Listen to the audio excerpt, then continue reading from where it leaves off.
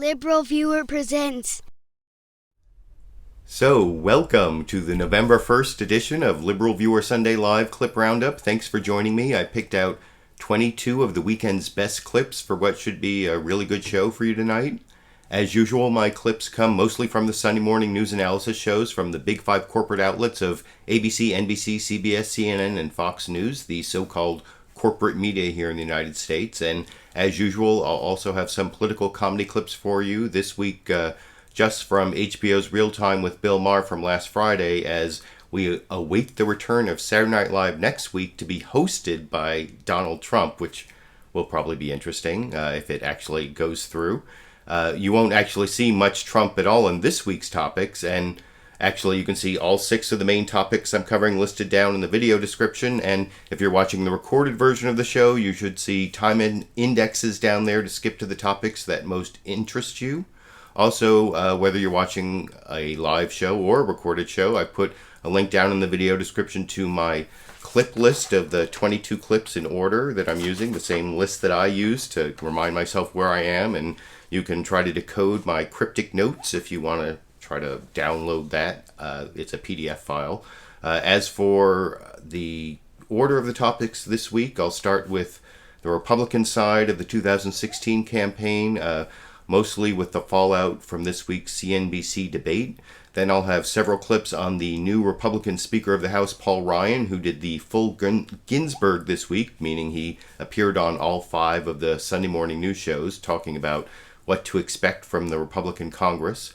I'll only have one clip on the Democratic side of the 2016 presidential race. There wasn't much coverage this week, except the clip I'll show about Hillary Clinton's speech that was interrupted by BlackLivesMatter activists. I'll follow that clip with one from Bill Maher's panel, more generally discussing Black Lives Matter and police accountability. Next, I'll have a couple clips from Real Time with Bill Maher discussing liberals and political correctness. First on Muslims again, then on Halloween costumes, and finally, I'll have a couple clips on President Obama's decision to send about 50 Special Forces commandos into Syria, which I guess adds up to, 100 more boots on the ground than he promised, as you'll see in the clips. But first, I want to start off my coverage of the 2016 Republican presidential candidate race with a couple clips from Bill Maher's monologue from last Friday on that topic, and he started with a Halloween-themed joke that you can see over here. Isn't Halloween an exciting time? I have the best costume idea this year. I got myself a handful of Xanax and tried this. You can either take them and go as Dr. Ben Carson or put them in someone's drink and go as Bill Cosby. So you could go either way with that. Now, speaking of Dr. Ben Carson, some of the polls have him leading Donald Trump now, and Donald Trump does not like it. Today he asked to see Dr. Ben's birth certificate. So he's...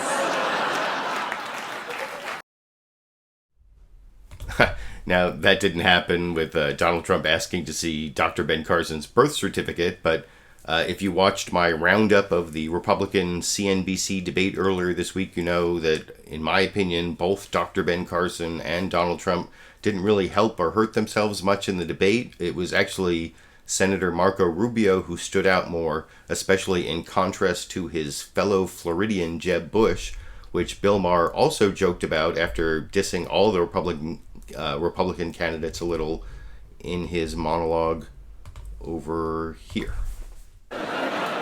Now, if you didn't see the debate, let me just cut to the chase for you. None of them got suddenly smart.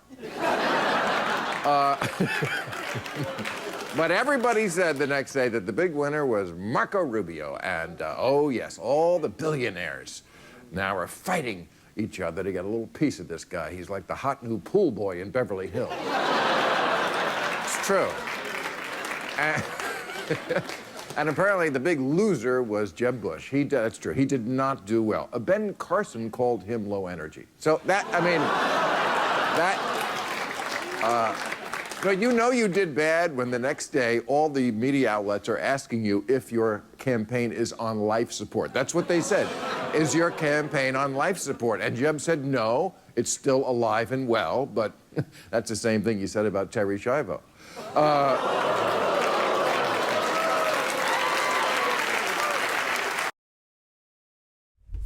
Now, for those who don't remember, Terry Schiavo was a brain-dead woman in Florida who was the subject of some pro-life group, people who wanted to let her family decide to keep her alive even though she was brain-dead, or maybe she was in a persistent vegetative state. I can't remember, when her husband actually was the one who was supposed to be the surrogate decision-maker under the law.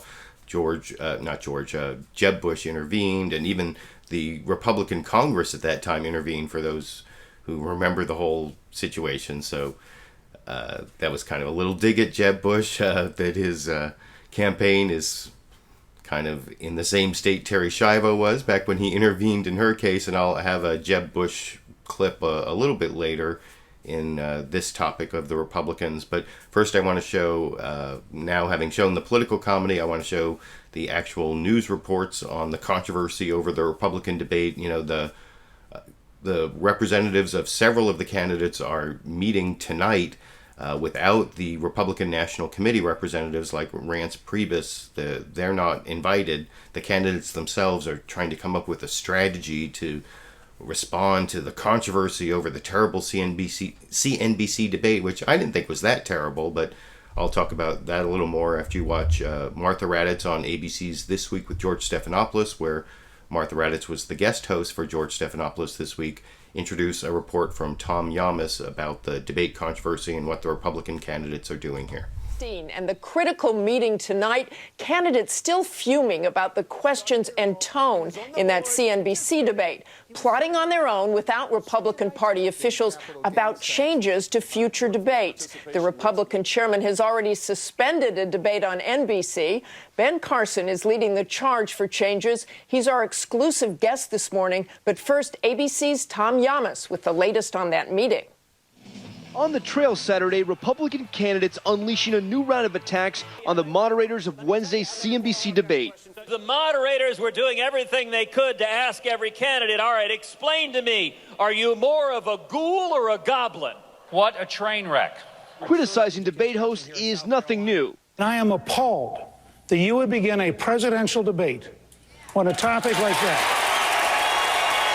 But tonight, representatives from the 2016 campaigns entering uncharted waters, huddling to sort out their own preemptive demands for future debates. Proposals like ending the second-tier face-offs, guaranteeing opening and closing statements, and the suggestion that only people who have voted in a Republican primary should moderate. But then this from the man who takes credit for those high debate ratings.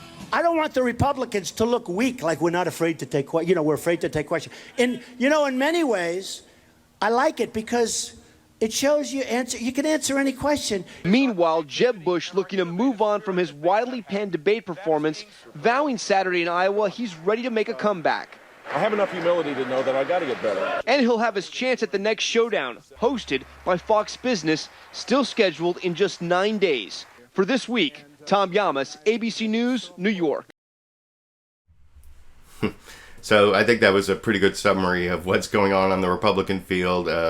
If you watched my roundup, like I said, I forgot to put a link to my roundup of the CNBC debate where I had about 12 or 13 clips, I think, at least one from all the top 10 tier candidates, and then a couple of Lindsey Graham at the beginning making some political humor or some crowd-pleasing jokes. So, and it's only about half an hour long, and most of it's the clips. Most of the clips that I picked out were the important clips. I kind of missed the one where Ben Carson was talking about how he had no involvement with this health supplement that he really did kind of endorse. I don't know how I missed that clip, but I do want to move on to another brief analysis of the Republican debate, this one from CNN's State of the Union, where Dana Bash was guest hosting for Jake Tapper, but she continued Jake Tapper's tradition since he took over the show of saying what the State of the Union is, and the State of the Union is hotly contested. I think, is that right? Hotly contested in reference to the debate. Let me double check my note. Was it hotly contested? Hotly debated. Yeah, hotly debated because it was such a hot debate. That's right. And then she even shows a clip of Ted Cruz insisting that the moderators have to have voted in a Republican primary, which was alluded to in that Tom Yamas report I just showed, which is kind of a weird criterion for a debate moderator. I mean, I could actually meet that. In the 2000 California primary, I voted in the Republican side because I wanted to vote for John McCain over George W. Bush, since Al Gore already had it all wrapped up. So I could be a moderator in a Republican debate under that criterion that Ted Cruz talked about.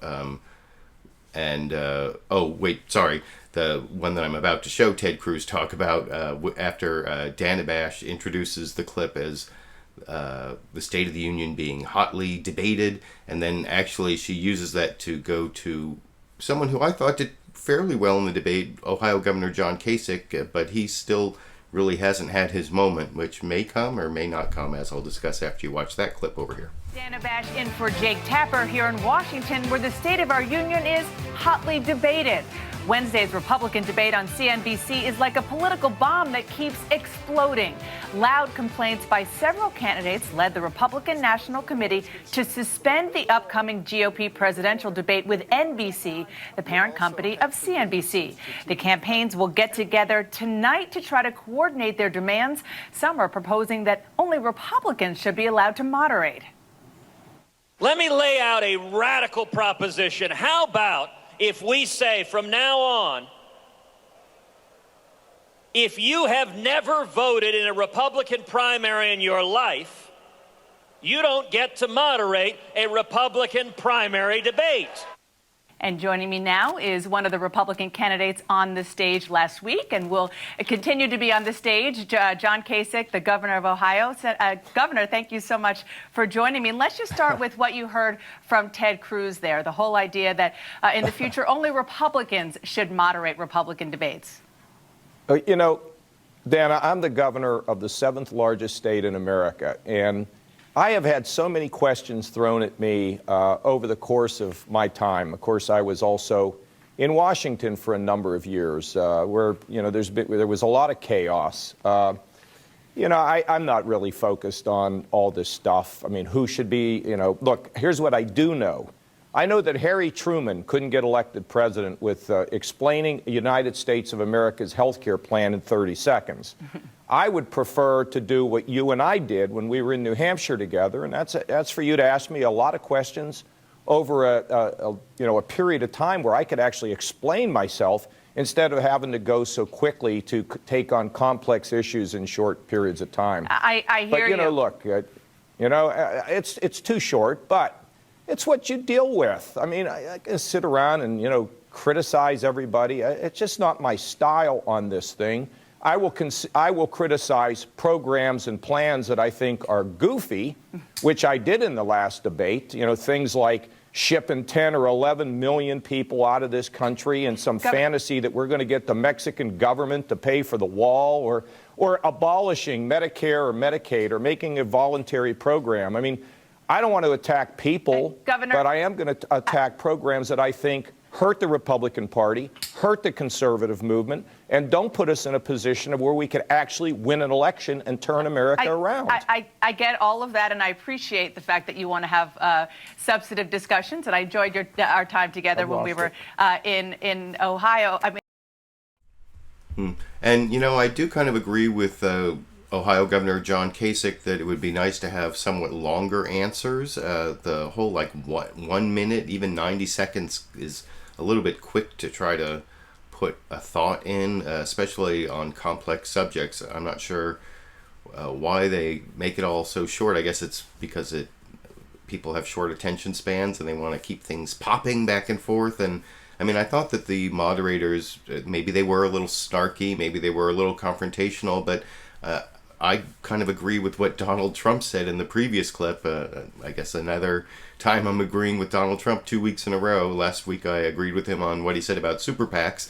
This week I'm agreeing with him about how candidates should be able to take it when people ask some confrontational questions, especially if the moderators treat all the candidates equally. That's where real bias would come in. If in a debate where some candidates were, the Republican candidates are actually trying to beat each other. So if the moderators were favoring one candidate over another, giving more time, which is a real problem to one candidate or another, which I think if you can fault the CNBC debate for anything, it was the way they let some candidates get away with breaking the rules and getting more time, and others didn't get as much time. But the next clip I want to show is actually a further clip from CNN State of the Union. It's a debate between two members of Congress on this idea that Ted Cruz had, that the moderators should have voted in a Republican primary. First, you'll see Representative Marsha Blackburn, who's the one woman in the Republican leadership in the House of Representatives, I think, and she's kind of trying to take over the mantle of Michelle Bachmann as kind of the crazy woman in the Republican leadership. I don't know, is that a sexist thing to say? Maybe it is, but I think it kind of fits. And so Marsha Blackburn, and then Keith Ellison from Minnesota, I think, is he the only Muslim in Congress? I think he may be the only Muslim member of the House of Representatives, and he points out that the media isn't really liberal, and I don't think CNBC's really that liberal, but I'll talk about that a little more if you watch that 1 minute clip over here. The Republican here, you heard Senator Cruz say that, well, only Republicans should moderate Republican debates. I mean, just on its face, so every reporter is supposed to show their voter registration? I mean, I think most reporters are not affiliated with a political campaign or a campaign. Well, I found it so interesting. I think Reince was correct in sending the letter to NBC. That debate was over the top, but there again, you look at it, Dana, and people just want answers to questions. They want to see how these candidates react with one another. They want to see how they respond under pressure. I think that they just need to realize the media is not going to be with them. They need to go over the top, talk directly to the American people, reconstruct their answers, and just kind of get over it, move on. You're shaking your head. The media is not with anybody. The fact is, the media is neutral.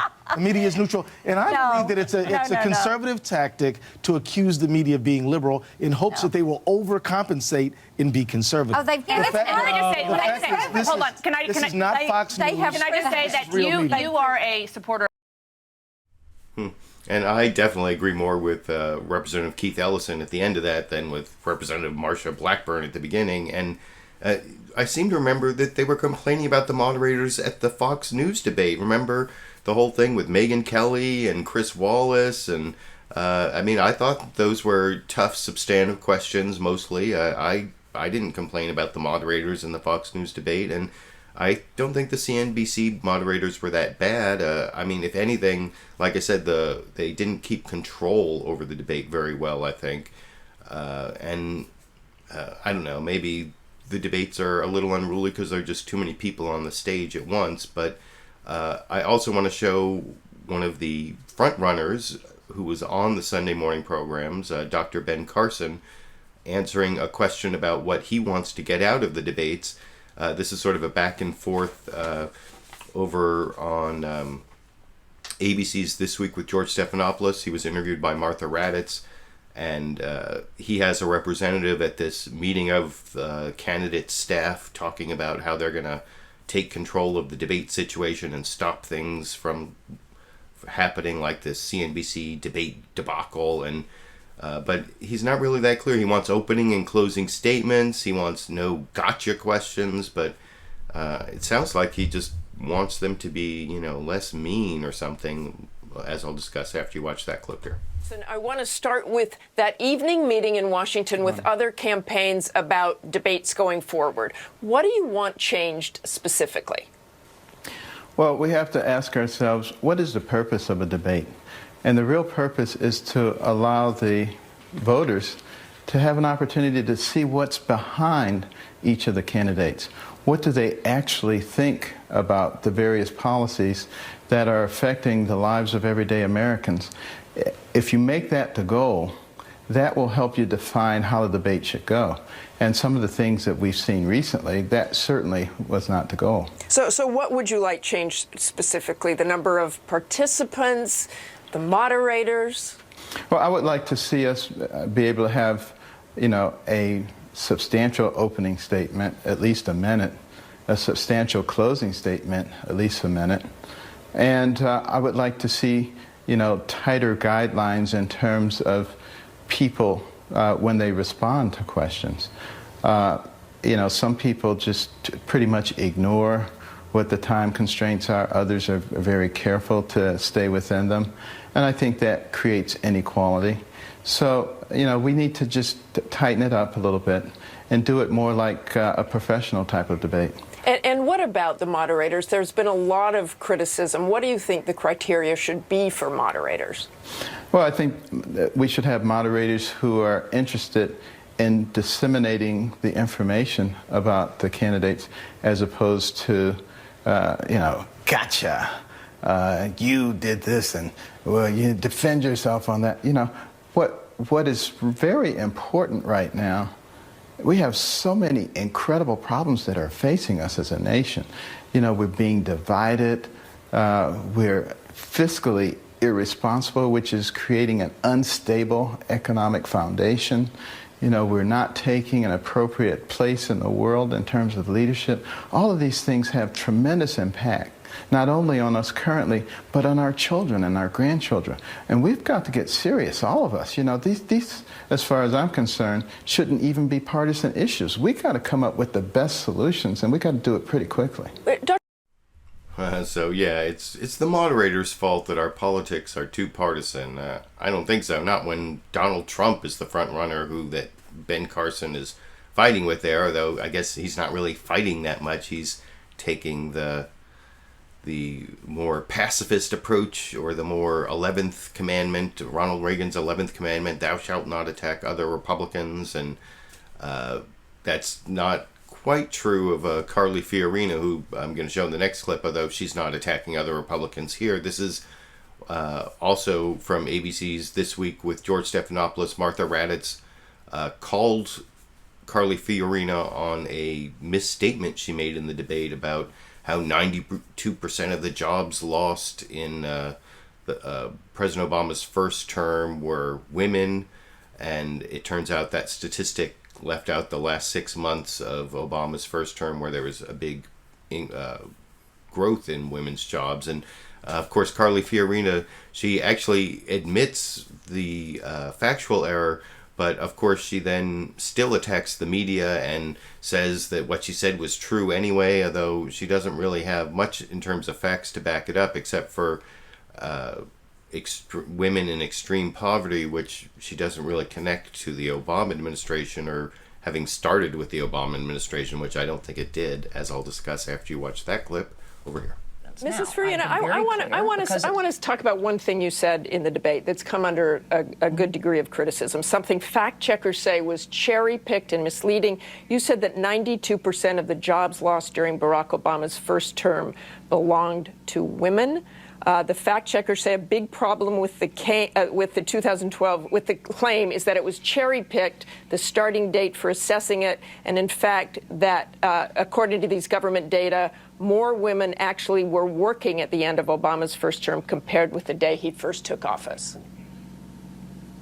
Well, in this particular case, the fact checkers are correct. The 92%, it turns out, was the first 3.5 years of Barack Obama's term, and in the final 6 months of his term, things improved. But this is what the liberal media always does. It attacks the messenger, trying to avoid the message. Here is the message. It is factually true that women have been hit very hard by progressive policies. It is factually true that the number of women living in extreme poverty is at the highest rate in recorded history. It is factually true that 16.1% of women live below the poverty line, the highest level in 20 years. It is factually true that 3 million women have fallen into poverty. Mrs. Farina, one of the things you just said that there was improvement. Have been bad for women. Mrs. Farina, you just said there was some improvement. You acknowledged there was some improvement, but you didn't say that during the debate, did you? Martha, I've just acknowledged that I misspoke on that particular fact, that 3.5 years, 92% represented the progress in 3.5 years, and that in the last 6 months of Barack Obama's first term, things got better for women. You have not acknowledged the facts that I just laid out. 3 million women are living in poverty. The number of women living in extreme poverty is the highest on record. 16.1% of women live in poverty, the highest level in 20 years. We'll let you speak for yourself with cherry pick their own facts. I didn't launch into any facts, Mrs. Fiorina. I want to very quickly, please, very quickly. Now, like I said, I'm not all that confident in those statistics, and it doesn't seem to me like the correct response to making a mistake about a specific statistic is to then spout off a whole bunch of other statistics that you are also not really sourcing. And I mean, do you really have credibility on the additional statistics, especially when you turn your mistake into an attack on the media for pointing out your mistake? I don't know. But speaking of attacking the media and attacking, I want to show one more Carly Fiorina clip. This is over from Fox News Sunday, where the guest host was John Roberts in for Chris Wallace, and he interviewed Carly Fiorina as well and asked her about the way the women on The View talked about the way she was smiling a lot during the debate, which I think is actually accurate, that she overcompensated for lack of smiling in the previous debate, which she actually mentioned she had been told she didn't smile enough by over-smiling, which I don't think is a sexist attack. And but of course they talked about it as an attack on her appearance because of course Donald Trump had attacked her face earlier in the campaign. But, you know, I saw Fox News playing this up over and over again during the week after the CNBC debate. But then I also saw people on Fox News attacking Jeb Bush for his tie being crooked, which is also an attack on appearance, but it shows like a lack of attention to detail or an attack. It's really criticizing someone's presentation, not like whether they're handsome or whether they're beautiful, but it's more has to do with a maniacal expression or like a Halloween mask, I think is what they said on The View. And you can see Carly Fiorina turns that around into an attack on liberal feminists, which I know that there is a significant strain of my audience who has problems with feminists, so maybe you'll agree with what Carly Fiorina says talking to John Roberts on Fox News Sunday this morning here. Let's go back to the debate on Wednesday. In your opening statement, you joked that in the Reagan Library debate, you were criticized that you didn't smile enough. And the ladies of The View the next day decided that they were going to take issue with that. Let's listen to what Michelle Collins said about your performance at the debate. She kicked off her thing saying, you know, people tell me that I didn't smile enough during the last debates. She looked demented. I mean, she did not, her mouth did not downturn one time. She was like, Halloween mask. I love that. A smiling Fiorina. Can you imagine? Give you nightmares. Demented, a Halloween mask. Is there a double standard here, Ms. Fiorina, for Republican women? I can't imagine that they would say things like that about Hillary Clinton. Oh, you think? Yeah, I think there's a double standard. It's funny, you know, I was on The View several months ago. They said none of that to my face. There is nothing more threatening to the liberal media in general and to Hillary Clinton in particular than a conservative woman. So, of course, there's a double standard. And conservative women from Sarah Palin to Michelle Bachmann to Carly Fiorina are long used to this. It will not stop me. It will not scare me. And maybe the ladies of The View, if I come back on again, let's see if they have the guts to say that to my face. You know, they said something similar about Miss Colorado after the Miss America pageant when she appeared on stage in a nurse's uniform. I had a chance to meet Kelly Johnson last weekend in Denver. She's a lovely woman, committed to her profession. Are these women out of touch? Well, I think what these women represent is a set of liberal feminists who believe that if you do not agree with them on their liberal orthodoxy, that you don't count, that somehow you're not a woman. You see, I know that women represent half the nation, so of course our views are going to be as diverse as men's. I also know that unless and until women's potential is fully unlocked in this country, and women have been crushed under the Obama economy, that we will not be as good a nation as we can be. And frankly, I am tired of being insulted by liberal feminists who talk about women's issues when the reality is every issue is a woman's issue, from the economy to ISIS to Russia to healthcare to education to the national debt. Women care about all of that. So I am really sorry that I don't agree with the women of The View. Nevertheless, I'm going to continue to stand up, stand strong, talk about what I believe in, and I am Hillary Clinton's worst nightmare as a result. So I don't know, that again is not very persuasive to me, but apparently Carly Fiorina's is it too much to call that a diatribe? I think that may be a diatribe against liberal feminists there, and I don't think what the people on The View said about her smiling too much was an out-of-bounds sexist attack because she's a conservative woman. I think she may have oversmiled and maybe overcompensated, which she herself noted that she had been given criticism from her Reagan Library debate about not smiling enough. So maybe she did overcompensate. And talking about that, I don't think that is sexist, but you can let me know what you think down in the comment section. I think her attack on liberal feminists is kind of ridiculous, but I'm sure other people have other opinions. Before I leave the topic of the Republican field, though, I want to cover the fallout from one last dynamic from the CNBC debate. This is the back and forth between Jeb Bush and Marco Rubio that most people think Marco Rubio won. I actually played the entire clip of that on my debate clip roundup that I made on Thursday morning. Was it Thursday morning? Yeah, Thursday morning. And if you're watching this as a recorded show, I'll definitely put a link to my full debate clip roundup from Thursday, so you can watch that if you're interested. But basically, Jeb Bush attacked Marco Rubio for not taking his job in the Senate seriously enough, and Marco Rubio had this whole prepared response where he attacked Jeb for going after him just because his handlers told him it was what he needed to do to get some sort of life into his flagging campaign, and he really hasn't put any life in there. That was the joke you remember from Bill Maher about how his campaign isn't on life support, it's doing just as well as Terry Schiavo was. Well, you'll see that's kind of the introduction that Chuck Todd uses to ask Jeb Bush about his campaign, and his response that everything is fine doesn't really convince me. You can let me know what you think after you watch that clip over here. Choose your metaphor.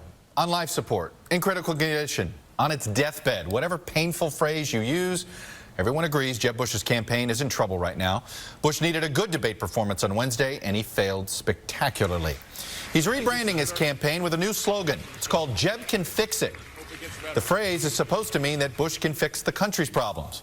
But a lot of people are already joking that the Jeb needs to fix is his candidacy. And that's the big question hanging over the Bush campaign. Can Jeb fix it? At this critical moment, I caught up with Bush in Miami yesterday, and I began with a question a lot of people are asking. Do you still want to be president? I do. I see great possibilities for our country. I honestly believe we're on the verge of greatness. We have to fix some really big, complex things, and I have the leadership skills to do it, and I'm fired up about that. That's what motivates me. Do you understand why a bunch of supporters think you don't have that there's something missing? No, Fire's missing? No, I don't. Do you know why they think that? Probably because they watch the cable shows and they, read the political press. But if they followed me on the campaign trail, like last week in New Hampshire, where we had 300 people, totally connected, totally believing in me, I think they would see a different candidate. I've just got to be able to break through the clutter of all the punditry class, and I think I can do that. What happened? I don't know. Do you think he can do that? I did see one report, was it from CNN, later in the day after the Sunday morning shows. I can't remember which network, but it wasn't Fox News, where they were saying that if you watch the way he is interacting with voters in New Hampshire, that he really does have a new energy, and you can't count him out. He was supposed to be the front runner, and he was supposed to be the establishment candidate, but it looks like Senator Marco Rubio may take that spot from him as the establishment alternative to Donald Trump or Ben Carson, or maybe even Ted Cruz as the outsider. Even though Ted Cruz is in the Senate, he's positioned himself as an outsider. And the last clip I want to show on the Republican side of the presidential race for 2016 is a clip of Marco Rubio over from Face the Nation, where he talks about his kerfuffle or whatever you want to call it with Jeb Bush, and he says that he has great respect for Jeb Bush, but you'll see he, I think, does a better job of pivoting into his talking points about being a candidate for the future and the new generation and all of that that I will talk about after you watch that clip over here. 2016. You mentioned Jeb Bush in the debate. There was this big moment between the two of you. He mentioned you're missing votes in the Senate. He said as a constituent he wanted you to be there more. You came back at him not just on substance, but you questioned his motives. You basically said you're just doing it because your advisors have told you. Is there nothing genuine in his critique of you and your attendance in the Senate? Well, there's no record of having criticized anyone else in the past that's found themselves in the same position. The truth is I don't like missing votes, but what I would really hate is to wake up on the first Wednesday of November to the news that Hillary Clinton's been elected president of the United States. So we're going to continue to serve the people of Florida. We do, I think, a very good job in our offices of serving our constituents in their interaction with government. We will most certainly be there for most votes and many votes. There will be some I will miss, and I will miss them because I'm campaigning so that in the future, those votes actually mean something. Far too many votes today in the Senate are predetermined. We know what the outcome's going to be. It's being done for messaging purposes, but it's never going to pass. Because even if you could find enough votes to pass it, the president would veto it. I want to become president so we can actually start turning some of these ideas into law, into policy. And so when we're away, that's what we're doing. Was Jeb Bush your mentor? He was a big part of, I don't know about labels like that, but he was most certainly a big part of my career. And I have tremendous admiration. I said that at the debate. Right. You're never going to hear me badmouth him. He was a great governor of Florida. And he's someone I have tremendous personal affection for. My issue's not with Jeb Bush. I'm running for president because I honestly believe that our party and our country needs to turn the page and allow people, a new generation of leadership that understands the issues before America now. I know there are people running that have more experience than I do on the issues we faced 17 years ago. But on the issues before America today, that's what we should be debating. And I just don't believe there's anyone else running who has a better understanding of the issues before us now than I do. Are people wrong who say that the reason that was such a moment for you in the debate is because you have this relationship, this friendship with him, and you could basically call him on his motives, and that created this drama that everybody's talking about? People who support you say you put Jeb Bush in his place. Well, I don't know. I mean, he said something, I had to respond, and I feel, obviously, what I said is something that I believe. I do believe that Jeb has been convinced by people around him that he needs to attack me in order to be more successful. I don't personally agree with it, but I'm not running his campaign. What I control is my campaign. My campaign's not going to be about attacking him or any other Republican. If there are policy differences, we should debate those. That's a legitimate issue. But I'm not going to badmouth other Republicans. I want to be the nominee, but someone on that stage is going to be the Republican nominee. I don't want to do anything that makes it easier for Hillary Clinton or whoever the Democrat nominee is to defeat the Republican, because we truly, as a nation, cannot afford another 4 years like the last 8. Let me ask you. So, like I said, I think Senator Marco Rubio did a better job of pivoting over to his talking points. I don't know why I said chance. That's kind of a weird misspeaking of a word there. But I think he did a better job of pivoting over to his talking points and making his case, using his time talking to John Dickerson on CBS's Face the Nation there than Jeb Bush did in his interview. And I just think that Marco Rubio has a better chance than Jeb Bush to be the establishment candidate, at least at the current level of their campaigning and the product they're putting out, I guess, if you think of the candidates as a product. And there was news over the last couple days that some billionaire, I can't remember his name, has just decided to invest in Marco Rubio, and he is the favorite to be the establishment candidate, although it's still pretty early. It could still be Jeb Bush, it could still be Chris Christie, it could still be John Kasich, who I showed the clip of, and they could all end up being the establishment candidate.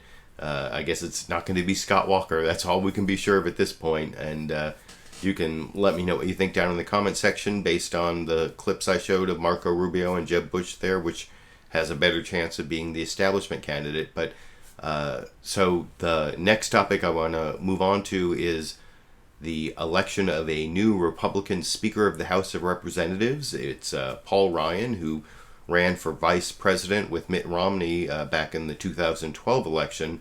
And after being cajoled and even saying he wouldn't take the job at some points, he did end up taking the job. He didn't give in to all the demands from the so-called Freedom Caucus, the Tea Party Republicans. But one of the most interesting clips from this set of...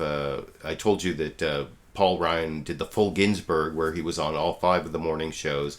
And I'm going to show several clips, I think, from 4 of the 5 shows. But first I want to show John Boehner, who was over on... was it ABC's this week? I'm sorry, on CNN State of the Union, John Boehner talked to Dana Bash, and the most interesting thing he said was that he claimed that he got Paul Ryan to take the job after he didn't want to take the job by laying Catholic guilt on him and telling him it was God's plan, basically, which isn't what Paul Ryan said in answer to a similar question. But first, here's John Boehner's version in this clip. Let's talk about Paul Ryan. To say he was reluctant is an understatement. He flat out said he did not want this job over and over again. He told me the same thing. Yeah, and you called him. You successfully tried to convince him to run. How did you do it? What did you say to him? Well, first I laid every ounce of Catholic guilt I could on him. And how does that go? Lay some Catholic guilt on me. I want to know what that feels like. You have no choice. This isn't about what you want to do. This is about what God wants you to do. And God's told me He wants you to do this. Oh, I pulled it all out. Listen, Paul was the right guy at the right time. I know he knew he didn't want to do it. He kept telling me he didn't want to do it. But it was obvious to me that he was the right person for the job. And I had to do everything I could to convince him. Now, you know full well that doing this job might make it hard to go on to other office, namely the White House, because you get pretty messy in the job. I think he got over that. So do you think it's still possible for him to be president? No, I'm not sure that, I think he would have liked to have been president, but I think he's figured out that God has another plan in mind for him, and to be Speaker of the House. What is the one thing with... So according to former Speaker of the House, John Boehner, what convinced Paul Ryan to become the new Speaker of the House was that it's God's plan for him, and he used Catholic guilt to remind him of God's plan. But over on CBS's Face the Nation, Paul Ryan was asked a question by the host John Dickerson as to what it was that finally convinced him, and he mentions talking to other members, but he doesn't say anything about God, as I'll show you in this brief clip over here. How we would do things differently, and I think that's really exciting. Tell me about the crossover moment. I don't know if it was an actual moment, but just a metamorphosis over a few weeks. And it was basically talking with my colleagues, listening to my fellow Republicans in Congress about their concerns and their frustrations with the way things have been done in the past. And what I realized is it reflected my own thinking. It reflected my own frustrations with the way business has been done in Congress. So this is a new day, and we are wiping the slate clean, and we're going to do things differently. All right. So we'll see if the new Speaker of the House, Paul Ryan, actually can wipe the slate clean, as he claimed there. There was a lot of skepticism of Paul Ryan actually from the right, which I want to show. This next clip is a little under a minute. It's mostly the question I wanted to show from Martha Raddatz over on ABC's This Week with George Stephanopoulos, and he was asked this on 1 or 2 other shows, but I like the way she summarized the attacks on Paul Ryan from the right, from conservatives who didn't see him as conservative enough. And Paul Ryan basically says he has a thick skin, but check out the fairly good summary from Martha Raddatz as to how Paul Ryan may have problems from the right over in this clip. Got the thumbs up from House conservatives who said, we'll give him a chance. Go for it, Paul Ryan. But here are a few early headlines when your name first emerged. Drudge, King Paul, Pledge Your Allegiance, Dems favorite, Obama's new partner.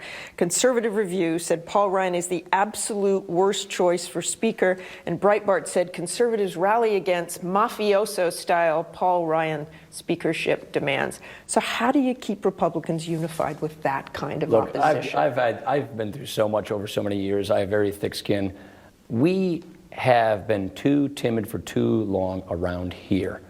We've been bold on tactics, but not on policy, not on an agenda. We have to show people what our alternatives are, and that is the kind of leadership that I think people are hungering for here. And John Boehner didn't.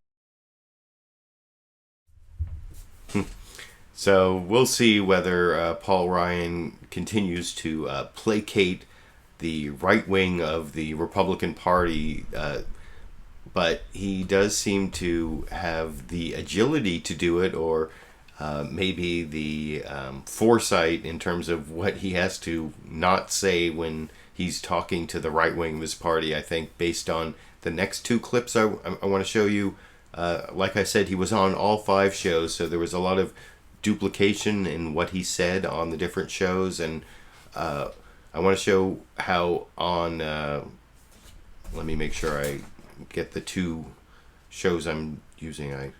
I've said the word show too many times here, but yeah, you'll see first over on NBC, Chuck Todd asks him how he's going to use his political capital that he now has, that he's just been elected speaker, and he has 4 points.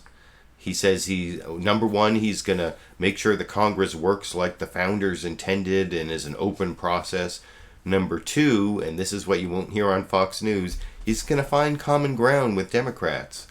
Although I don't think he actually says Democrats, but I think that's the implication. Then number 3, the Republicans have to be a more effective opposition party, and which means standing up to Obama. But number 4, they have to be a more effective proposition party, meaning they have to propose an alternative agenda, which they haven't been doing very well. So those are the 4 points he says to Chuck Todd on NBC's Meet the Press. But after I show that clip, I'm going to show a Fox News Sunday clip where he says all those points except the find common ground with Democrats, although it's in answer to a slightly different question, which may account for it, but I'll discuss that after I show the Meet the Press clip.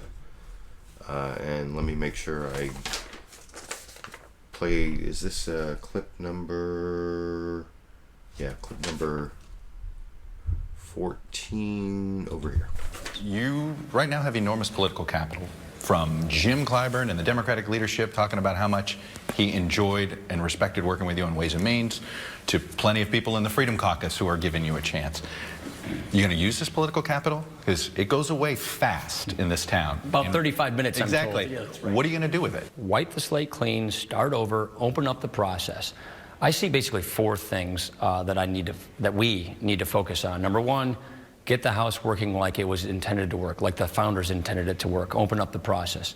Number 2, I think it's very important that we do find common ground where we can find common ground to advance the nation's interests, and do it in a way where we don't have to compromise principle. Number 3, we have to be a more effective opposition party. We do not like the direction the country is headed. We do not like the direction the president is taking the country. And so we have to be an effective opposition party. But most importantly, number 4, I think that means we have to be a proposition party. We have to be the alternative party. If we don't like what's going on, we owe it to the people of this nation, to our constituents, a bold, specific, and clear agenda, a vision for how we would do things differently.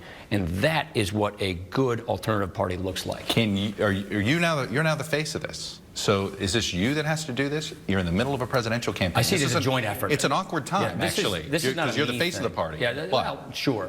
For now. For a couple of months. It's not a me thing. I didn't get elected dictator of the House. I got elected Speaker of the House. We've been too timid for too long around here on ideas. We've been bold on tactics, but we have been timid on ideas, on policies.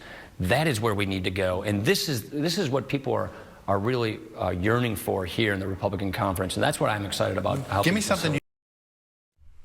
So, yeah, that whole thing about being elected Speaker of the House, not dictator of the House, he said that in several different clips that I didn't duplicate, but I thought it was interesting that he had those 4 points in answer to Chuck Todd's question on Meet the Press as to how he was going to expend his political capital, where he's going to make sure that they work like the founders intended, to open up the process as number 1, 2, find common ground where they can find it without compromising their principles, which I assume is common ground with Democrats, 3, be a more effective opposition party, and then 4, also be a proposition party where they give their alternative agenda.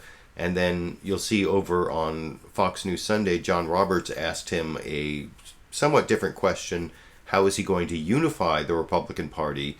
And maybe that's what accounts for the fact that he drops the question about finding common ground with the Democrats. But I think maybe he dropped that point just because he realizes he's on Fox News and he's talking to the right wing of the Republican Party, and so he doesn't want to say anything about finding common ground with Democrats. But either way, it's a pretty agile change in going on all 5 shows and dropping the 4 points to 3 points for Fox News. And you can watch that answer from Fox News Sunday this morning over here. In Congress, as Congressman Paul Ryan, the party's former vice presidential nominee, takes the top job in the House of Representatives and is vowing to change the way Congress does business. Earlier, I sat down with the newly elected House Speaker to discuss his plans to unify the Republican Party. Mr. Speaker, good to talk to you. Thanks for taking the time. You said that you wanted party unity prior to taking over Speaker and in your inaugural address. For the moment, for the most part, you've got it. What do you do to keep the party together? How do you get the two sides of the GOP together so you can actually get things done? I think we've been bold on tactics, but not on policy. And I think we've been too timid around here for too long. And I think the key is to offer the country a very bold alternative, a very bold agenda for how we can solve this country's problems. And I think that is how we unify. How much rope do you give the Freedom Caucus? Because already a lot of members are taking a lot of heat from constituents just for supporting you. Look, I think the key here is we need to get Congress working like it was intended to by the founders, a bottom-up consensus-driven process. That's number one. Number two, I think it's very important that we are a successful opposition party. If we don't like the direction the country's headed, not only do we use the tools that we have to be a successful opposition party, but we have to be, number three, a proposition party. This is where we have fallen down, and I think this is what unifies Republicans, which is to show the country how we would do things differently. How do you overhaul the tax code? What does a replacement of Obamacare look like? How do you effectively attack the root causes of poverty to help people build their lives? How do you get economic growth? Those are the things that people are hungry for, and that is what I think we need to offer the country, because we don't think the country's headed in the right direction. We ought to show what we would do if we had the ability to do it, and that's what I think unifies us. So, like I said, you can see in that Fox News answer, when he gave his 3 points, he left out one of the 4 points he gave to NBC's Meet the Press, and the point that mysteriously disappeared on Fox News was finding common ground with Democrats. You can let me know down in the comment section if you think it disappeared because of the difference in the question that John Roberts asked about unifying the party versus what Chuck Todd asked on Meet the Press about how to use his political capital, or if you think it's just because Speaker of the House Paul Ryan knows that over on Fox News he shouldn't be talking about finding common ground with the Democratic Party. I happen to think it's the latter, but you can let me know what you think. I actually have one more clip of an interview with Representative, or I should say Speaker of the House Paul Ryan, before I move on to the next topic. In this clip from CNN's State of the Union, Dana Bash actually asks a question that was asked in several of the interviews since he was on all 5 of the programs. You know, one of the requirements he gave before he would consent to taking the Speaker of the House job was that he has to be able to spend time with his family.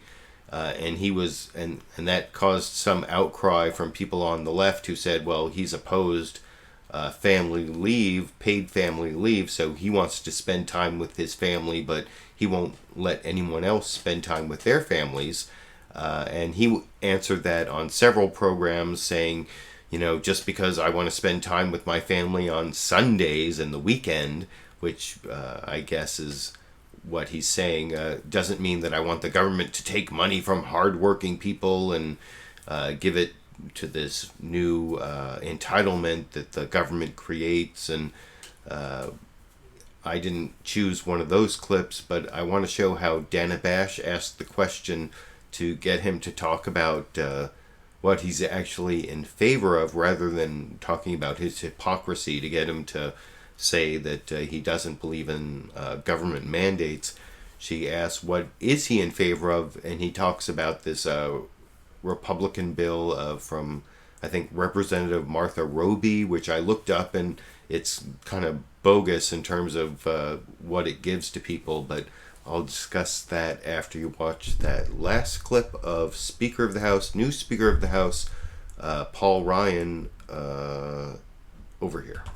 When you said one of the reasons you didn't want to take this job is because of your work-family balance. I have to say that when I was reporting on that, I got more response on Twitter, on Facebook, from friends and family all over the country saying, wow, this is interesting that he's talking about this, but what's he going to do about it? I don't think that sticking up for being a person with balance in your life, for wanting to spend your weekends in your home with your family, which I work with constituents and my family throughout the weekends. I don't think that means therefore you should sign up for some new unfunded mandate. No, and I completely get that, but I think it's more of the fact that women in particular heard you talking like this and said, wow, he gets it. Maybe he can do something about it. And I hear you're saying unfunded mandate, but there are proposals out there to make it work in a way that it's not unfunded. Well, yeah, flex time. I think we've had some pretty good legislation on flex time, and that's a bill I think is a great idea. So Marco Rubio has legislation on giving the flex time legislation that Marco Rubio has proposed is to give families more flexibility in their hours. It's more of a question of, since you are a next generation, you understand how hard it is, because many families, you have two parents working, to bring the government policies and laws up to date with modern America. That's why I would recommend take a look at the Rubio flex time bill. Your office is also your...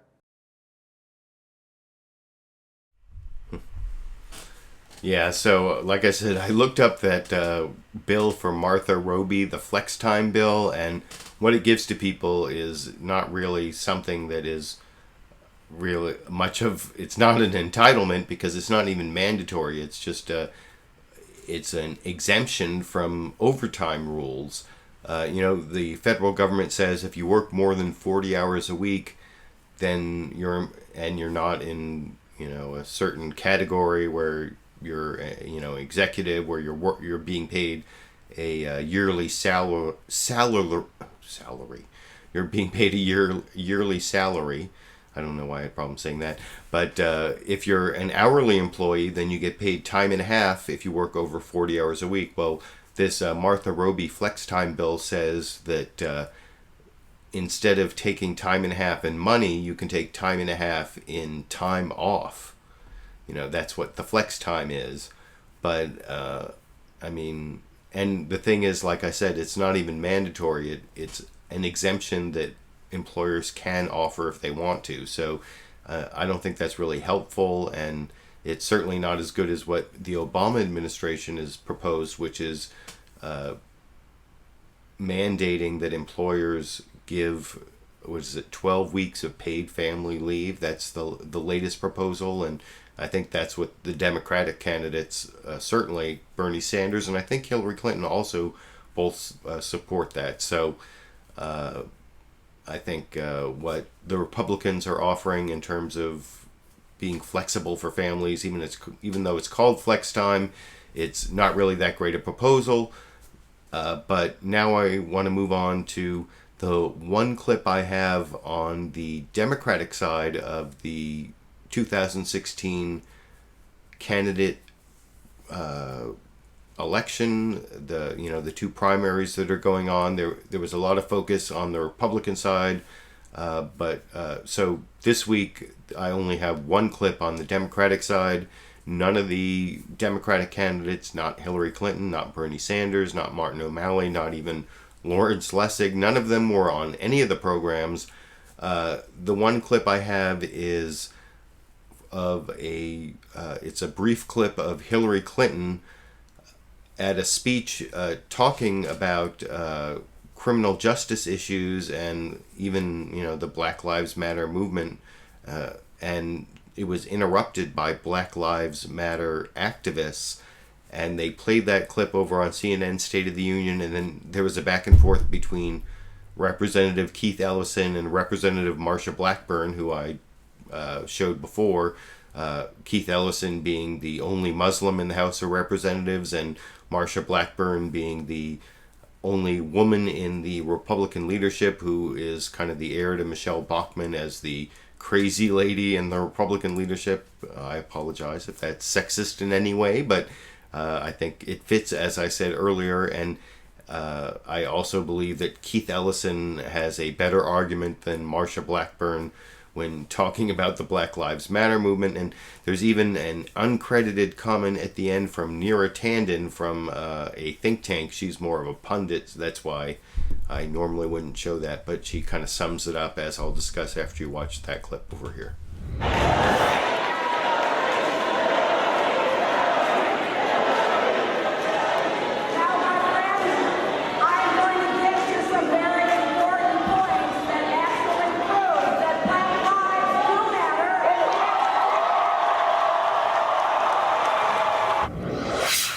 Welcome back. That was Hillary Clinton disrupted by a group of protesters from Black Lives Matter.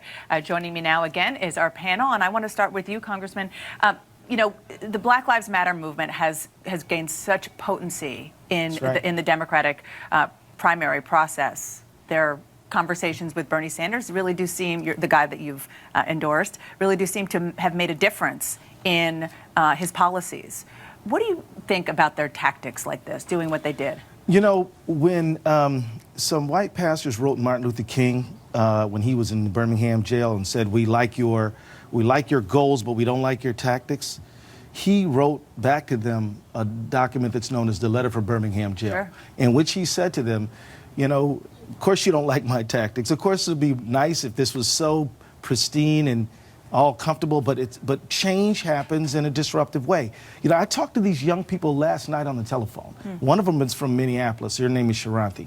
And young people who were at this these very young Hillary people, Clinton event? yes, absolutely. And they told me they're not against Hillary, and they're certainly not against Bernie Sanders, but they expect that these folks are going to listen to them. But it's hard to break into the conversation, and it's hard to get beyond platitudes. And they want a plan, they want meaningful change. When they saw that young woman get flipped in that chair, when they saw Sandra Bland get yanked out of the car, they feel that. I feel that. And I'm telling you that people, it's an urgent moment, and they just don't feel that they can afford to just play by the traditional nicey nice rules. They've got to be heard. And I mean, and they are making a difference with their tactics. They are being heard. I think the conversation needs to be all lives matter, whether it's black lives or blue I think lives you don't understand. or infant lives, or This look is a at what happened misunderstanding. with CMS putting out the Medicare rule on Friday afternoon, that they couldn't get it in the bill in 2009, and now they're going to pay physicians for counseling elderly on end of life. When you say So all it is lives all matter, lives you are ignoring centuries of institutionalized American racism. You cannot ignore the fact that in your own state, I mean, there was segregation, there was racism, there was slavery. Of course they do. The Black Lives Matter, the Black Lives Matter movement is saying Black Lives Matter also. Yes, Black Lives Matter too. It is literally, I mean, I think the problem with this is it's like going to a breast cancer rally and saying all cancers matter. It's like you're ignoring the reality that African Americans are disproportionately, a lot of people are affected by the police, but African Americans have been disproportionately affected by police brutality. And I think that's basically a good response to people who say all lives matter in response to Black Lives Matter. I have about 170 people watching this show as a live show, and I appreciate all of you who join me. I look through the comments to kind of keep me company while I'm showing the clips, and I noticed there was someone down there. I bet if I try to make sure that I have audio during this, well, here, I'll go blank for a minute here. Got the thumbs up from House conservatives who said, I knew a clip was going to start playing, but you can see from Stefano Cueto, how about white lives matter? And it's what Neera Tanden said there at the end, the idea that white lives matter as a response to Black Lives Matter is, I think there's some cartoon on the internet I've seen where one person's house is burning, and then someone else has a hose that they're spraying on a house that isn't burning and saying all houses matter. And it's kind of not seeing what the real problem is. I mean, of course, all lives matter, but saying that in response to Black Lives Matter is missing the whole point of the Black Lives Matter movement, which I really think is important. And, you know, you can see right here, I have the book by Michelle Alexander, The New Jim Crow, that talks about how our criminal justice system is horribly biased against minorities and also is kind of a replacement to the Jim Crow system of racial segregation, also a system of racial control that demonizes and segregates and dehumanizes an entire portion of our population, mostly based on race. I've talked about this on many previous programs, and also talked about this book here by Matt Taibbi called The Divide, which talks about how class is also an issue in the criminal justice system, where the poor are really getting screwed by our criminal justice system, while the rich never even have to worry about ever going to jail. And those are really important issues, and that's why I think Black Lives Matter is important, and the response that all lives matter is just kind of silly. It doesn't really see what's going on. And also, kind of on that topic, so like I said, that's the only clip on the Democratic side of the race. It's kind of, there wasn't much coverage. That was the one clip where there was an actual news event on the Democratic side, as opposed to all those clips responding to the CNBC Republican debate this week. But now I want to cover this clip from HBO's Real Time with Bill Maher, where they talked about how the FBI director in the Obama administration actually took the side of cops over Black Lives Matter, in a way, saying that there was an increase in crime because police were not being able to do their jobs because of cameras, video of police misbehavior, and increased scrutiny on the police. And I think that's kind of ridiculous, and I was happy to see that there was sort of a left-right agreement that it was ridiculous on Bill Maher's panel. Not that that's universally true amongst the left and the right, but at least between Representative Maxine Waters from California, I think she represents Los Angeles, or part of Los Angeles, and then Grover Norquist, who's famous for his no new taxes pledge that he requires most Republican candidates to take. He also agreed that just, you know, saying that you can't do your job because people are watching you do your job says something that pretty bad about the way you do your job over in this clip. The head of the FBI also was talking about the police this week, and he said his quote was, "There's a chill wind blowing through American law enforcement because of what they're calling the Ferguson effect." In other words, cops are having to wear cameras now, and so they are being intimidated from doing their job. But it seems like that's an indictment of cops not being able to do their job without following the law, without breaking the law. We pay them to protect and serve. And they can't get out of their cars because there are too many cameras. Thank God for cameras. Yeah, so let me just say that if that's the reason that they're giving, that's just not legitimate nor credible. Well, I mean, we pay them to protect and serve. Runs the other way. If he's carrying a camera, that's the one thing an honest cop knows, that he's covered and protected. Sure. That he can't ever get accused of doing something he didn't do. Good. That's right. That's So, like I said, it was nice to see both the person on the left, Representative Maxine Waters, who you would expect to make that argument, and then the person on the right, Grover Norquist, both agree that police shouldn't be whining about cameras and scrutiny as stopping them from being able to stop crime unless they're breaking the law most of the time when they're doing their job. That's kind of ridiculous. I think that police have to be accountable, that we give them a lot of power. They actually have very little accountability from the courts, which is something that I know as a former public defender. I was a public defender that's a criminal defense attorney who defends people who are accused of crimes and can't afford a lawyer, and I did that for about 5 years, and I have a lot of experience with the way the courts treat the testimony of police officers. And juries want to believe the police unless you have like really strong evidence they're lying.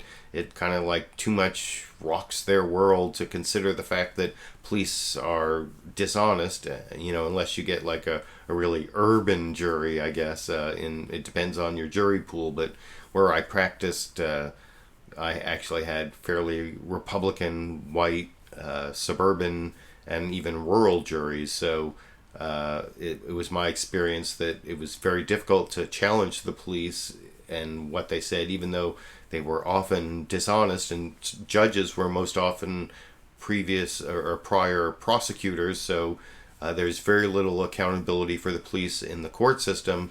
And so they get away with so much dishonesty and bad behavior.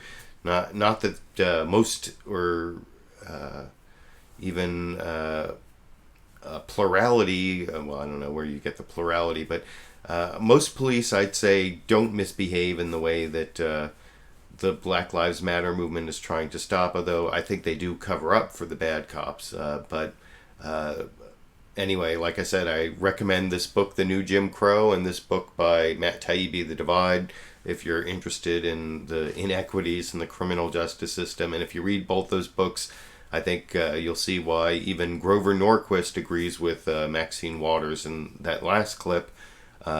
Now I actually want to move on to a couple clips from HBO's Real Time with Bill Maher, where I don't agree with Bill Maher. This is where he attacks liberals and for political correctness. And in the first clip, it's regarding Muslims, but the Muslim practices that he says liberals won't say are wrong, or all practices I think most liberals would say are wrong. And he talks to Representative Tulsi Gabbard in this clip, who's from Hawaii. She's a former Iraq War veteran, and she represents, like I said, Hawaii. She's a Democrat, but sometimes she's been to the right of Barack Obama on policies in the Middle East and in terms of using military force. I'll talk about that a little more after you see how she discusses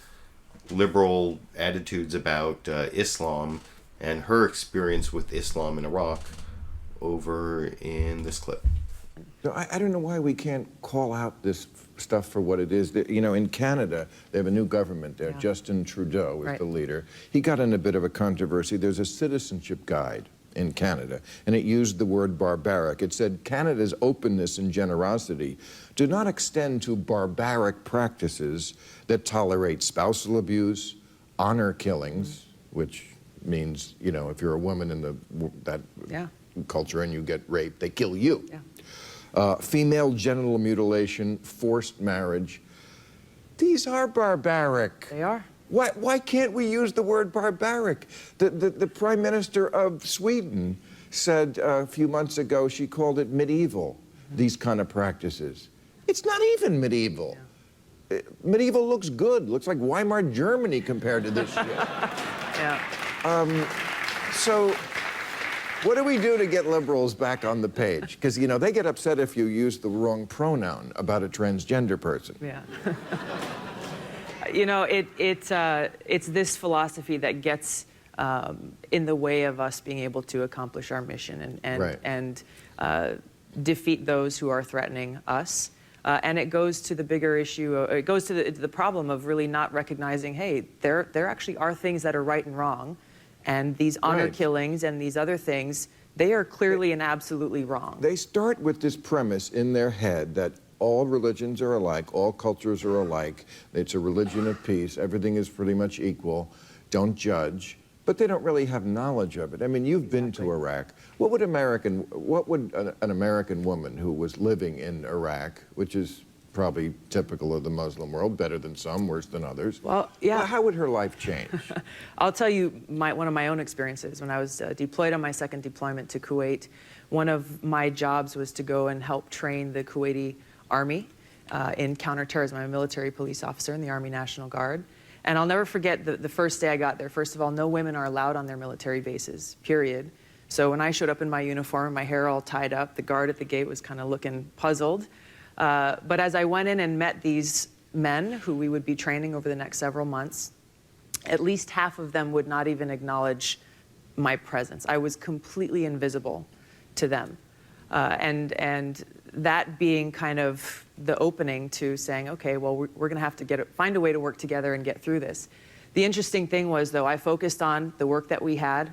I got in there and we did all kinds of training. And by the end of the several months that we had, not only were they speaking and we were having conversations and we became friends, but their commander, a very conservative, bearded Muslim man, presented me with an award of appreciation for the contributions that I had made for his troops, which I thought was progress. Ending on a note of hope. Yes. Thank you very much. Keep doing what you're doing. So it is nice to see someone have a note of hope about whether people in the Muslim world can become more tolerant of women. And, here in the United States, we just recently allowed women to participate in combat officially in a lot of the services. And so I guess we all have our battles to fight, which is something that, Bill Maher always says, that liberals aren't fighting against these abuses in the Muslim world and instead concentrate on, transgender people having the correct pronoun, which I also think is important, as I've said on previous broadcasts. I don't know why the fact that there are Muslims who are engaging in spousal abuse or female genital mutilation, neither of which are endemic to Islam, why the fact that those people exist means that we can't be respectful of transgender people here in the West and use the correct pronoun to refer to them. And speaking of political correctness, as I said, the second political correctness issue that Bill Maher addressed was in his New Rules segment at the end of the show, where he talked about political correctness and liberals and Halloween costumes.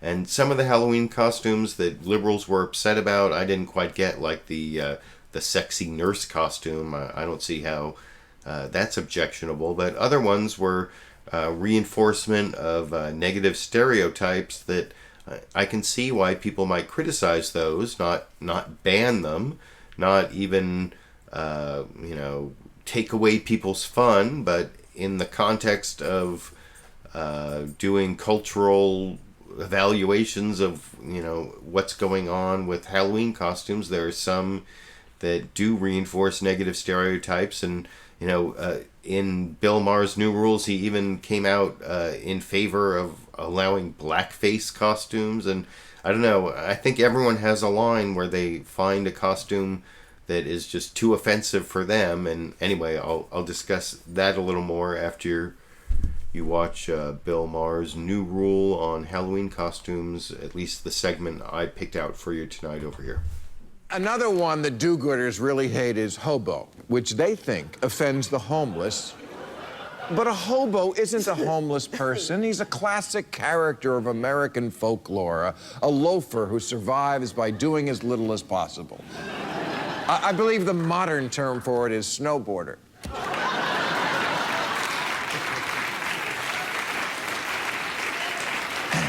And anyway, if I was a bum, I'd be thrilled someone wanted to dress up as me.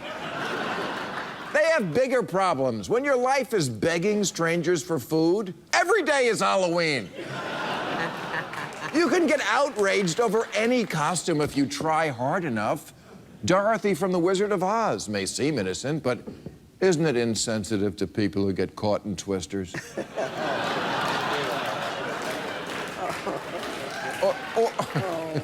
Or vampires. Haven't the good people of Transylvania been stereotyped enough?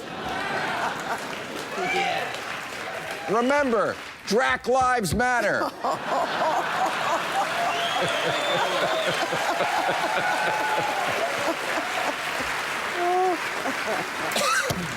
And here's the point. Banning a hobo costume doesn't make the homeless feel better. It makes you feel better.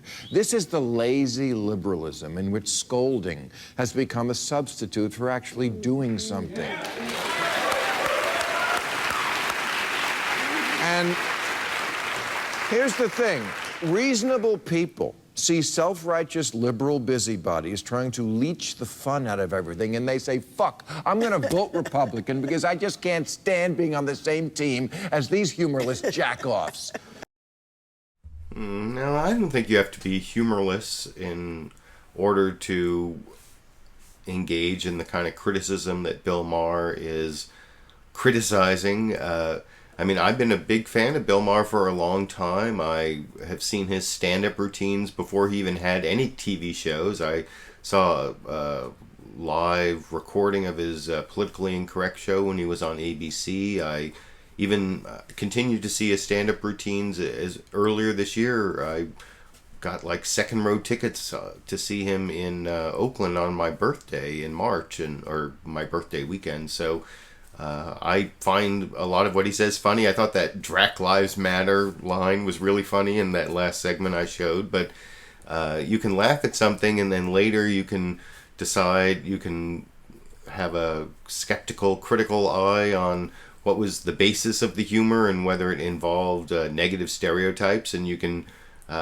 be critical of yourself for laughing at something that maybe has some negative effects on people in society. You know, like I said, everyone has their line where they find something so offensive that it is beyond the pale for them and they're not going to find it funny. You know, for me, I think the way I've tried to describe my line is that I really thought that Sam Kinison, the late Sam Kinison, was funny, but I never really liked Andrew Dice Clay, and they were both kind of misogynist. They were both kind of in-your-face, offensive comics, and if you can figure out where the line is between Sam Kinison and Andrew Dice Clay, that's, for me, that's my personal line. Now, like I said, I don't think things should be banned. I don't think that people should be disinvited based on, well, I mean, I suppose eventually if people say enough offensive things and that are, you know,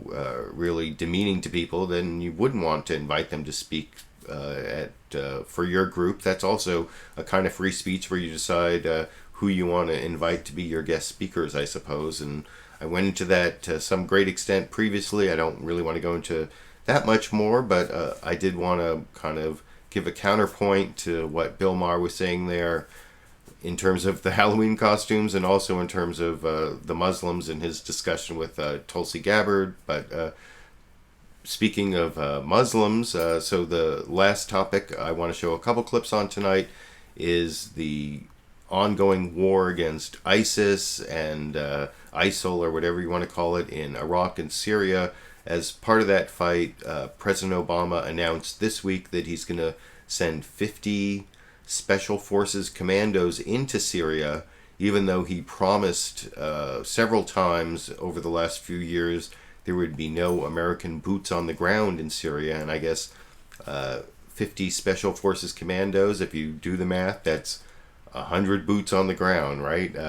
And the first clip I want to show is Chuck Todd before he had his pundit panel discuss it, and I'm not really going to show that. He showed several clips in which President Obama promised no boots on the ground, which, of course, he's breaking that promise. And several shows pointed that out, and here's NBC's version in this clip. But before I get there, we're putting some boots on the ground. Not many, about 50. But that is a change from a promise that the president has made numerous times. Take a look. In no event are we considering any kind of military action that would involve boots on the ground. I will not put American boots on the ground in Syria. The notion that the United States should be putting boots on the ground, I think, would be a profound mistake, and I want to be very clear and very explicit about it. It's clear, Helene, the president never wanted to do this. I mean, I think that's crystal clear. So what do we... Now, I suppose coming to the conclusion that President Obama never wanted to do this is one possibility, although another possibility is that he knew we were going to have to do this and he was lying in those previous clips. I don't know how you can tell one is crystal clear compared to the other. And you notice Chuck Todd there, it's just a little math mistake, but he said, I guess we have about 50 boots on the ground since we have these 50 Special Forces commandos. But don't 50 Special Forces commandos add up to 100 boots? Just saying 1 person, 2 feet. Do the math yourself. Chuck Todd did not do the math. And then the final clip I want to show is from Fox News Sunday, where they had another presidential candidate, Senator Lindsey Graham, who didn't make it into the top 10 debate, although, like I said, if you want to check out my debate clip roundup from last Thursday morning, I have a couple kind of amusing clips of Lindsey Graham, and in a different way, this is kind of amusing. He was asked about what's going on in Syria over on Fox News Sunday, and they introduced it with one clip of the President Obama flip-flop regarding boots on the ground, and Lindsey Graham then used it as an opportunity to call President Obama incompetent and John Kerry delusional, and basically doing his best to stand in for John McCain, who I guess couldn't be on the shows this morning, over in this clip. On all fronts, these 50 American special operators are going to go into a very bad spot with no chance of winning, and at the end of the day, this will not destroy ISIL. This is an incremental change. It has no chance of success. As we said at the top of this, the president was adamant 2 years ago that he was not going to put American forces into this fight. Let's just roll the clock back and look at what he said. I will not put American boots on the ground in Syria. I will not pursue an open-ended action like Iraq or Afghanistan. Is that a lesson in don't take any option off the table? Yes, sir, it is. My goal is to destroy ISIL, because if we don't hit them over there, they're going to hit us here. And here's what the president has done, basically. He has surrendered on 2 fronts. His goal of degrading and destroying ISIL, this strategy will not work. At the end of the day, Barack Obama is turned out to be a completely incompetent commander-in-chief. He doesn't listen to sound military advice. Leaving Iraq too soon led to the rise of ISIL, and John Kerry, as Secretary of State, is a completely delusional man. What we're about to accomplish is to turn Syria over to Russia and Iran, and to make sure that we never destroy ISIL on Obama's watch, and pass this mess on to the next president. Senator, one of the big Well, pass this mess on to the next president. At least that part's probably true. I think even Obama himself, when he announced this policy, even 2 years ago, when it was a no boots on the ground policy, he was saying that there would be, this would take years beyond the end of his presidency. But the rest of that, I think, is a little bit melodramatic, a little bit of the Lindsey Graham Southern Belle that Bill Maher likes to point out on his show, but it's also the last clip for tonight, so you can let me know what you think. Let me know what you think of the clips I picked out. If you want to help support this broadcast that I do every week, you can support it just by posting your comment in the comment section, giving one of those thumbs up by clicking on the thumbs up there, or sharing it around the internet. Or if you want to go to a little bit higher level of support, I have about, what is it up to, like 30-something patrons. Down in the comment section, or down in the video description, you can find a link to my Patreon page, and help me not have to rely on YouTube advertising revenue, which sometimes I get dinged for copyright or for sensitive topics. Like, that's why I kind of hide the fact that I'm talking about Syria. Anything having to do with Muslims in Syria makes it very difficult for me to get advertising revenue, so I try to hide the fact I'm talking about that, stick it at the end, not put it in the title, or very much in the video description or the search tags. It's kind of sad, but if you want to help me get away from that, you can give me a direct donation by clicking on this little eye if you live in one of the special countries where you can do that, or you can click on the link down in the video description to become one of my patrons. Give me a monthly, even $1 helps, or have people who, one person gives $50 a month, several people in like the $5 to $10 to $20 range. I'm hoping to get that up to $400 a month, so it would be like $100 per show. To not have to rely on the advertising revenue would kind of compensate me for the 8 to 10 hours it takes me every Sunday to prepare the show. I hope, but you know, if you don't have any money to contribute, like I said, just give me that thumbs up, subscribe to my channel, add a comment, share the video. Those are all ways that help me with my videos and with my channel, and give me encouragement to keep doing this every Sunday, and I do plan to keep doing it every Sunday, at least through the 2016 presidential election, 6 p.m. Pacific time, which now that daylight savings has started here in California, that's Greenwich Mean Time minus 8 hours. If you're over in Europe, I have many European viewers or around the world. That's GMT minus 8 hours, 6 p.m. Pacific time. And I hope to see you all next week when I do the show. And hopefully I'll have some other video of some kind up during this week. Maybe an edited, produced video. There's one that I'm thinking of doing on the way that Fox News is covering this teacher who taught her students that belief in God is a belief and not a fact, and that caused quite a hullabaloo on Fox News. And if I have a chance, I may even give a draft version of that to my patrons. That's a little privilege I give to my patrons, is sometimes they see drafts of my video before they become public and even get to comment on them. Maybe I'll get a chance to do that this week. It's hard to say, but anyway, I will be seeing all of you next week in any case for the Liberal Viewer Sunday live clip roundup at 6 p.m. Pacific. And until then, I guess I will be seeing all of you around the internet.